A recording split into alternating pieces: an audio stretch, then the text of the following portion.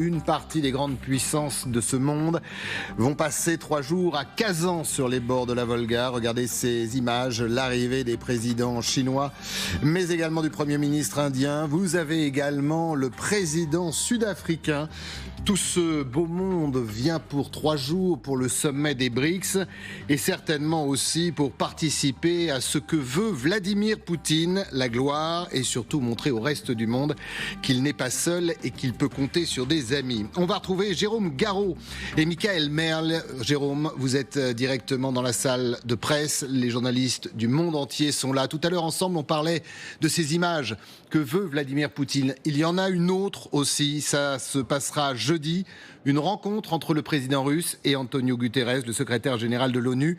Alors, vu d'ici, cette entrevue, autant vous le dire, elle interpelle et elle dérange. Mais pour Vladimir Poutine, c'est important. Bonjour, oui, c'est vrai que d'un point de vue européen ou américain, cette venue d'Antonio Guterres est surprenante. Mais étant donné qu'il est le secrétaire général des Nations Unies, sans doute peut-il difficilement ignorer cet événement des BRICS plus maintenant qui sont un petit peu plus nombreux, qui représentent, je sais que vous allez en parler bientôt, mais qui représentent quasiment 50% de la population mondiale, près d'un quart du PIB mondial. C'est aussi le reflet de nouveaux équilibres géopolitiques qu'il est difficile d'ignorer. Et dans le même temps, c'est vrai que ça tombe assez mal puisque ce sommet des BRICS cette année est accueilli en Russie, à Kazan, que Vladimir Poutine va sans doute utiliser ces images. D'ailleurs, la rencontre bilatérale avec Antonio Guterres aura lieu jeudi. Jeudi, ce sera le moment où Vladimir Poutine, un petit peu en chef d'orchestre, va clore ce sommet avec une grande conférence de presse. Et pour lui, évidemment, c'est un moment qui va compter. Merci beaucoup, Jérôme. Merci à Michael. Vous intervenez, bien évidemment. L'antenne vous est ouverte quand vous voulez. Arthur Königsberg, c'est véritablement les images que voulait Vladimir Poutine. Les grands de ce monde, une partie, on verra avec Laura Pouget dans un instant, l'importance des BRICS. On n'est pas dans un petit club, on est pratiquement sur la moitié de la planète. Et pour lui, c'était le moment de dire aux Occidentaux, dans sa croisade contre les Occidentaux, regardez, je ne suis pas seul, une grande partie du monde, et peut-être même les plus puissants, sont avec moi.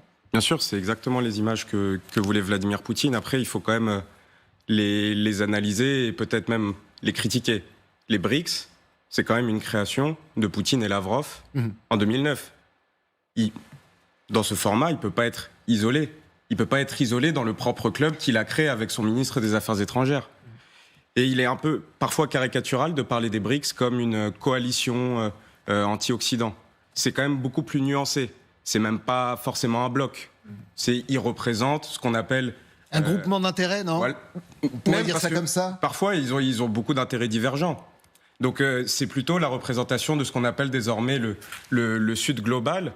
Mais c'est loin d'être un bloc. Ils ont des stratégies et des intérêts très divers. Mais effectivement, en termes de communication, c'est exactement ce que veut Vladimir Poutine. Je ne suis pas isolé.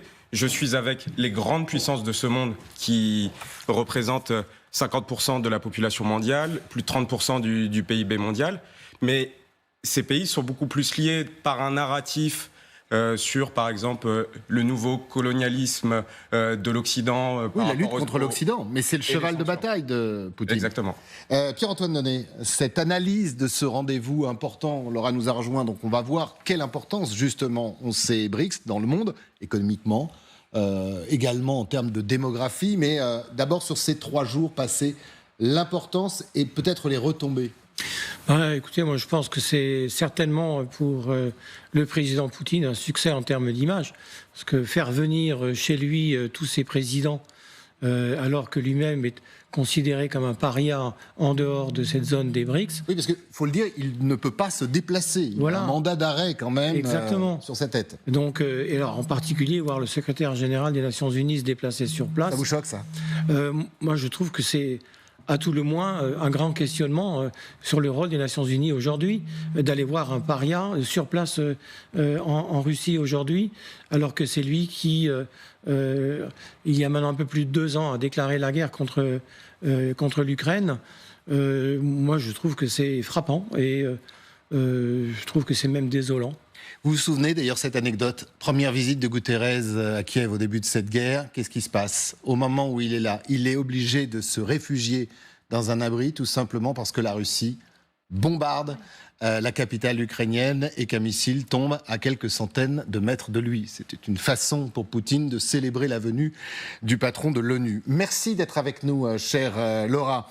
Alors on parle beaucoup des BRICS, mais grâce à vous, on va connaître l'importance de ce groupement ou regroupement de pays parmi les plus importants.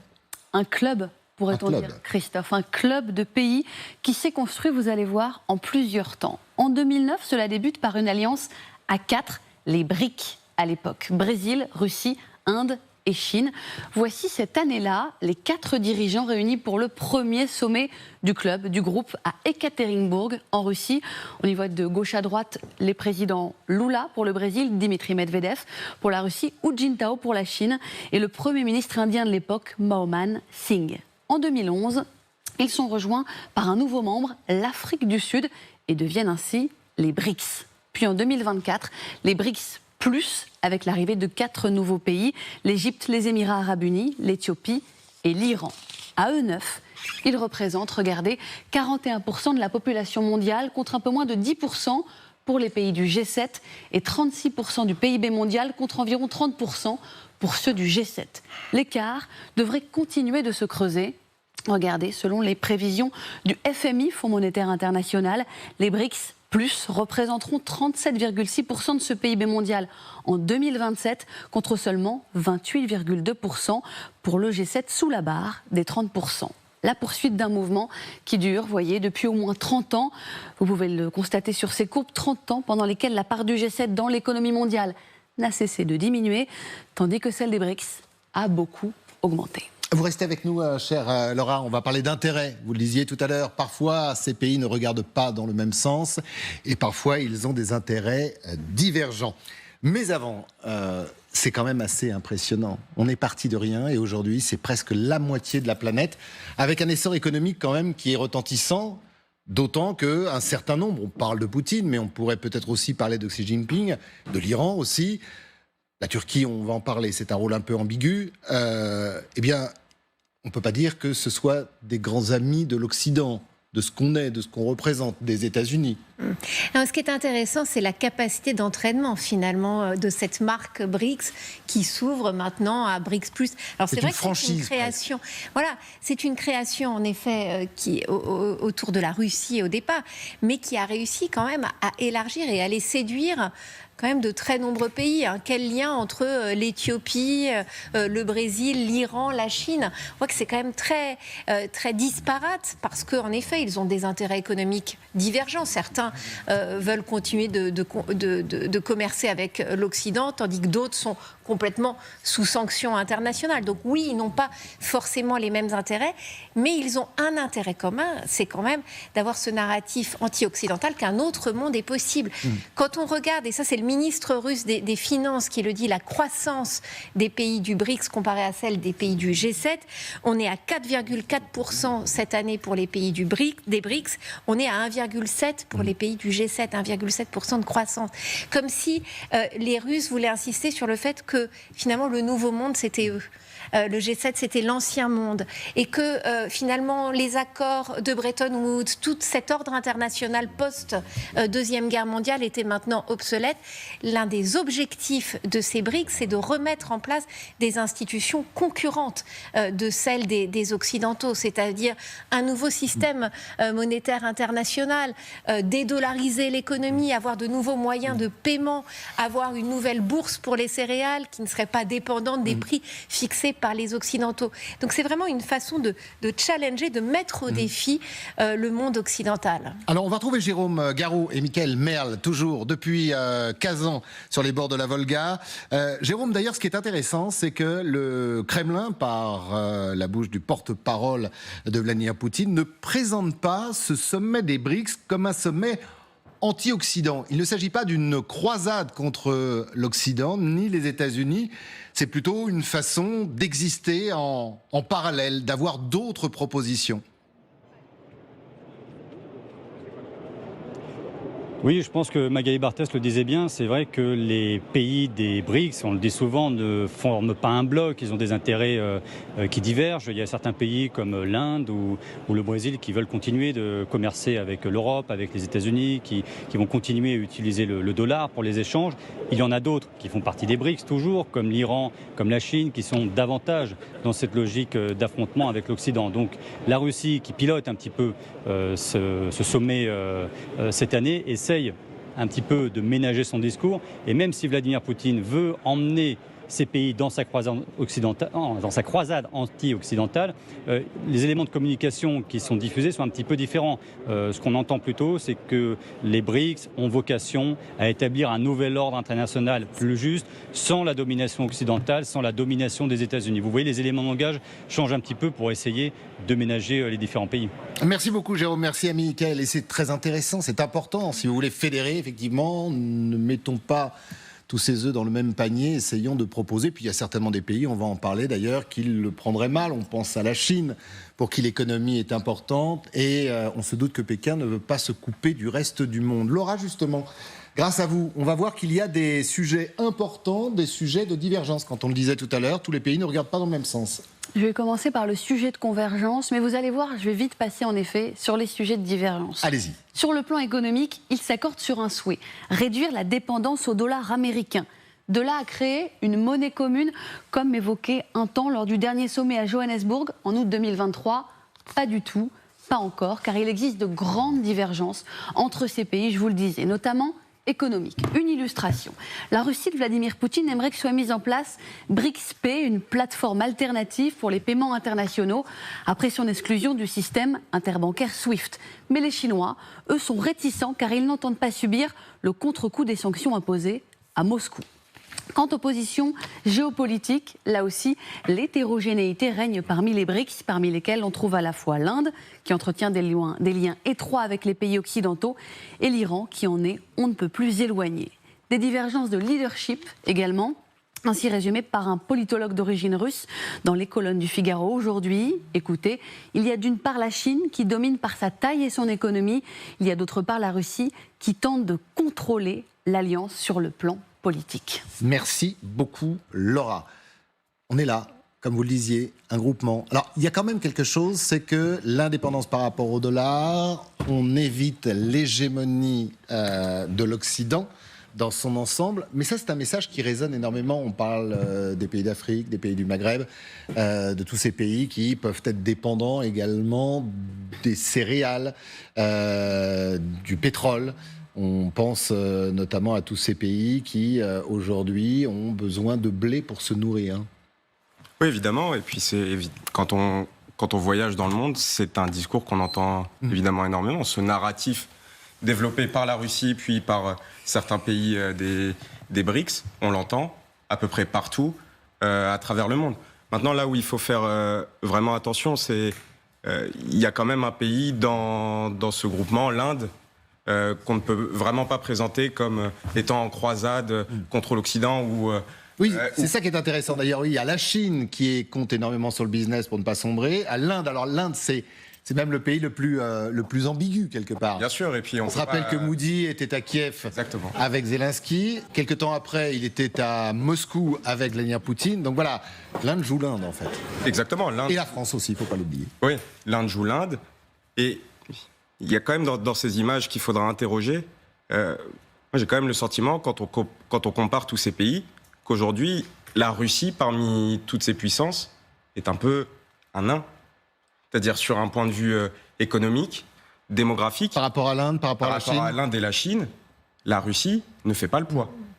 Donc, effectivement, c'est peut-être aussi pour ça que Vladimir Poutine veut réunir tout le monde. Il veut peut-être aussi peser sur un certain nombre de pays. On va parler dans un instant de la Corée du Nord. Voilà, il essaye lui aussi peut-être d'agréger. C'est peut-être ça aussi pour Poutine. C'est peut-être d'essayer de piocher et d'avoir un courant Poutine à l'intérieur de ces BRICS. Oui, mais vous avez tout à fait raison. À vrai dire, le véritable géant dans ce groupement, c'est la Chine de très loin. Et le discours de la Chine est très différent s'il est officiel et public ou s'il ne l'est pas. C'est-à-dire que publiquement, bien entendu, il ne s'agit pas d'affronter les États-Unis, Ça correspond au narratif qui est présenté aussi par Poutine. Mais derrière les paravents, si je puis dire, la Chine a un espoir qui est celui, en fait, de prendre la tête de ce groupement. Elle y travaille depuis maintenant longtemps, parce que ça correspond... D'être le leader des BRICS, en fait. Voilà, oui, c'est ça. Parce que ça correspond maintenant vraiment à 100% à ses véritables desseins géostratégiques. C'est-à-dire de prendre... Étendre sa toile, comme ça se passe aussi en Afrique, sur une partie de l'Asie également. Si vous voulez, il y a le dit et le non-dit. Le non-dit prioritaire, c'est de chasser les États-Unis de la région Asie. Alors là, les BRICS, c'est un levier extraordinaire sur le plan politique et diplomatique. Alors on voit l'Iran, et d'ailleurs c'est grâce à la Chine, on le sait, que l'Iran a pu rejoindre ce groupe, qui lui aussi est un État voyou, ça, on peut le dire comme ça, comme l'est également la Corée du Nord. Donc c'est un groupement qui paraît hétéroclite, mais qui en sous-main est manœuvré par la Chine. Et vous avez raison de le dire, face à la Chine, la Russie, c'est un nain total. Le PIB de la Russie, c'est l'équivalent du PIB de l'Espagne, alors que la Chine, c'est la deuxième économie mondiale. C'est intéressant quand même. On a l'impression que chacun joue son rôle. Alors la Chine de façon territoriale et économique, l'Inde, on en a parlé, la Corée du Nord n'en fait pas partie, on va en parler dans un instant. Et puis il y a ces pays, l'Afrique du Sud par exemple. C'est quand même très particulier. Pourquoi l'Afrique du Sud est là? Lula ne sera pas là. Il a fait une mauvaise chute, je crois, il est blessé, mais là aussi, l'Amérique latine, c'est quand même aux portes des États-Unis. C'est quand même, qu'on le veuille ou non, une nouvelle distribution du monde. En fait, c'est les mouvements des non-alignés qui se retrouvent là d'une certaine façon pour essayer de créer en effet un ordre concurrent à l'Occident. Il est certain que la Russie fait figure de nain économique dans ce club. Mais après, il faut bien voir que Vladimir Poutine va s'en servir dans les prochains jours pour faire valoir des arguments très politiques. C'est-à-dire qu'il va se servir de cette tribune qu'il va avoir notamment lors de sa conférence de presse et lors de ses apartés pour faire valoir sa politique, notamment sa politique guerrière en Ukraine, en expliquant que ce n'est pas du tout une guerre colonialiste qu'il mène en Ukraine, mais qu'il répond à l'agression américaine et occidentale et que c'est bien l'OTAN qui se cache derrière l'Ukraine.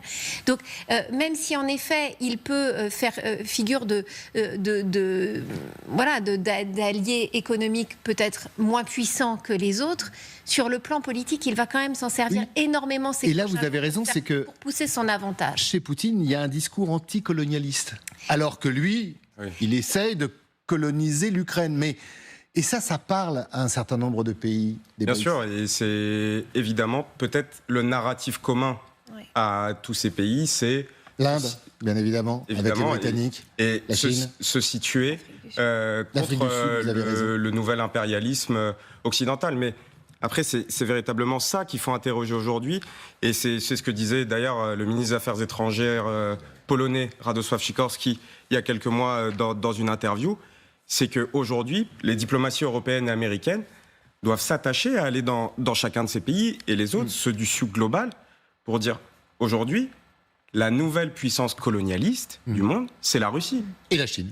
Et la Chine, évidemment. Mais la Russie, dans un premier temps, parce que... Si on n'y va pas, on a perdu. Exactement. Et dans la perspective d'éventuelles négociations de paix avec l'Ukraine, que Poutine puisse s'afficher ainsi avec autant de pays du Sud global, ça peut être aussi un argument qui porte. Oui,